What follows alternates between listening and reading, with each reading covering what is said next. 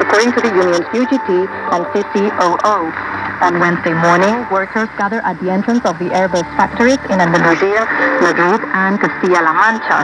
The demonstrations took place without incident, and according to the unions, they were being followed massively and very close to 100%. Airbus has 12,000 workers in 8 plants all over Spain. With this stoppage, the unions plan to paralyze production throughout this week, taking into account that Monday and Tuesday have not been working days for the company. The collective agreement includes a 1.5% increase. The company has offered a fixed pay of 1,500 euros to each employee, something that the unions see as insufficient and therefore have asked Airbus to negotiate a higher wage increase in a context of high prices. In Navarra, in the northern region of Spain, the Ópera Prima Film Festival of the city of Tudela pays tribute to the Spanish director Pilar Miró on the 25th anniversary of her death. Spain's Queen Letizia attended the event together with the regional chief minister of Navarra, María Chivite, and the mayor of Tudela, Alejandro Toquero.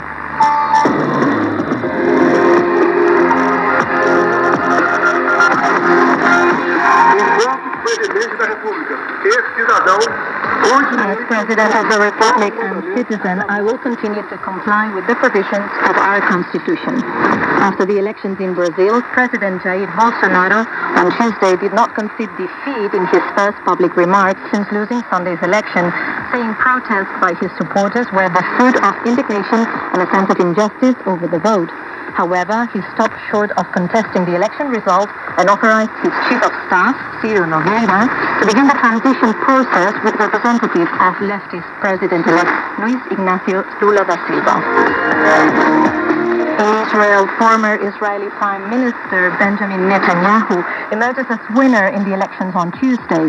With roughly 85% of votes counted, Netanyahu's conservative party, Likud, and its likely religious and far-right allies are on pace to control a majority in parliament. This is the 5th election in 4 years where voter turnout has been the highest since 2015, at over 71%. Israel's longest-serving Prime Minister, Netanyahu, is on trial over corruption charges. His governing coalition would be one of the most right-wing in Israel's history, which has allowed Palestinians and Arab minorities in the country. And in Denmark, Social Democratic Prime Minister Mette Frederiksen narrowly won on Tuesday's general election and handed in her resignation to the Queen on Wednesday.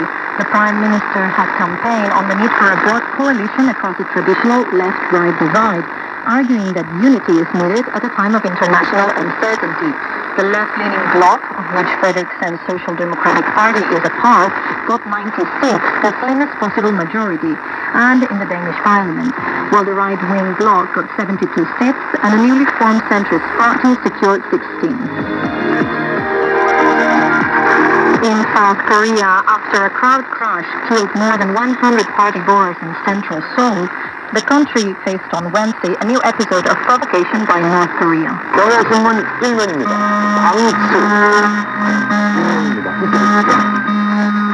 Alarm messages like this one have been broadcast on TV after North Korea fired at least 23 missiles into the sea, including one that landed less than 60 kilometers, about 40 miles, off South Korea's coast.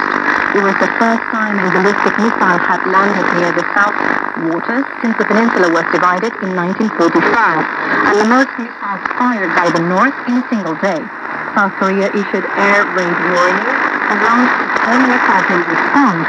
However, these missiles landed outside South Korea's territorial waters as part of the Northern Limit Line, which is a disputed inter-Korean maritime border.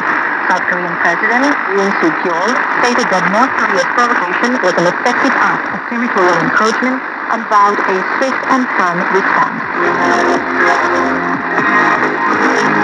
And on the occasion of the International Day for Crimes Against Journalists on the 2nd of November, UNESCO revealed disturbing figures of journalists killed in the course of their work. Almost 9 out of 10 such crimes go unsolved. Latin America and the Caribbean are the most dangerous places for journalists. So far this year, 66 journalists have been killed worldwide, the highest numbers reported in Mexico, followed by Afghanistan and India. UNESCO's data also points out that the number of women reporters murdered has doubled in the space of a year.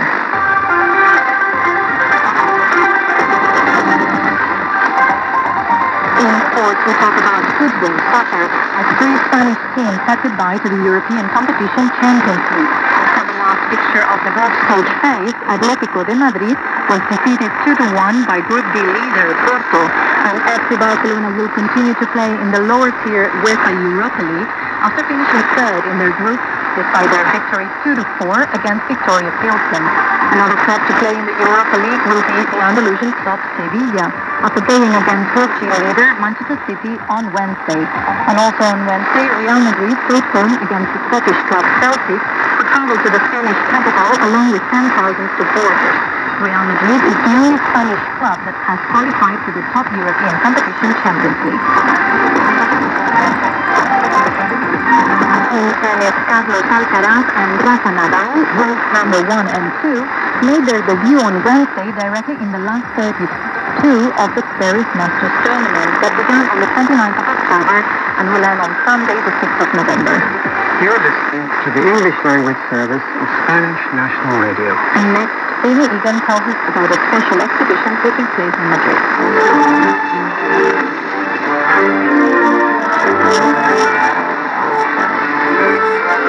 In 2023, 15 years will have passed since the death of Pablo Picasso, one of the greatest and the most influential artists of the 20th century.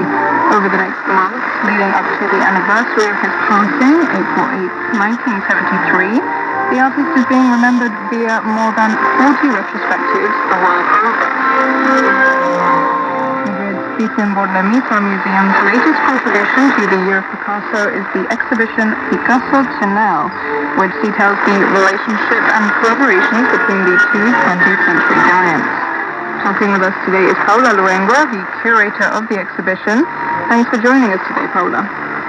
Thank you. Good afternoon. Good afternoon. Good evening.